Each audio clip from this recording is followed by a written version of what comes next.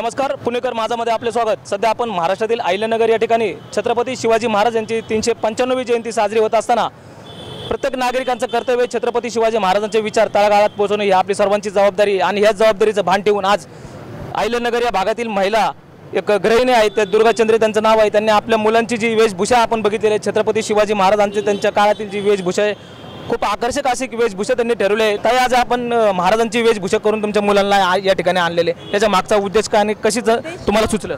उद्देश म्हणजे जे छत्रपती शिवाजी महाराजांचे विचार आहेत ते आपल्यापुरतेच न राहता भावी पिढीला पण पुढे अजून त्यांनी जे आहे त्यांच्या मनामध्ये की भावी पिढीला पण त्याचा उपयोग व्हावा, जेणेकरून की जे आता जे वातावरणामध्ये बरेचसे वाईट गुन्हेगार होत आहे तर त्यासाठी छत्रपती शिवाजी महाराजांची शिकवण मला गरजेची वाटते। त्याच्यामुळे मी मुलांना अशी वेशभूषा परिधान करायला लावली आहे, कारण हॅपी बर्थडे साजरा न करता आपण छत्रपती शिवरायांचा जो आज जन्मदिवस आहे तो सगळ्यांनीच हॅपी बर्थडे म्हणून साजरा करावा।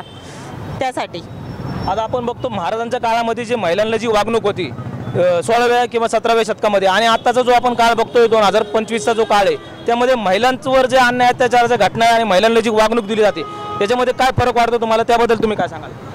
फरक तर भरपूर झालेला आहे, कारण त्यावेळची जी म्हणजे नजरेमध्ये आदर होता आई बहिणीविषयी तो आत्ता बराचसा कमी झालेला आहे।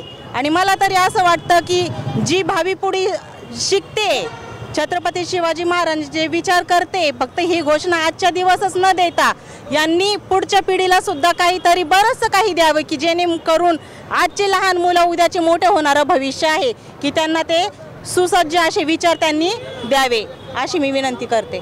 आज आपण बघतो आजची जी युवा पिढी आहे ती व्यसनाधीन होत चाललेली, गुन्हेगारीकडे वळत चाललेली आणि जे महाराजांचे विचार आहेत की राष्ट्रभक्ती आणि धर्मभक्ती हे काय आहे ते महाराजांचे विचार आजच्या युवकांना घेणं काळाची गरज बनलेली आहे। हो, ती काळाची गरजच आहे आणि ती गरजेचीच आहे। महाराजांचे विचार ही काळाची गरजच आहे।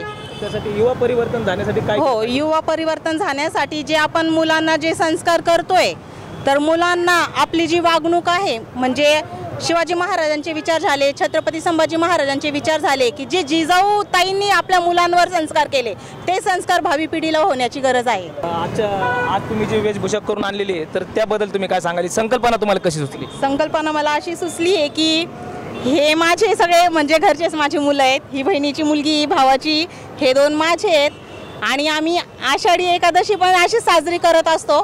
त्याच्यामुळे आम्ही मागच्या वेळेस पण असा साजरा केला होता पण आम्ही इथपर्यंत नाही आलो, कारण आम्ही प्रत्येक महाराष्ट्रीयन सण आम्ही एवढ्याच उत्साहाने साजरा करत असतो।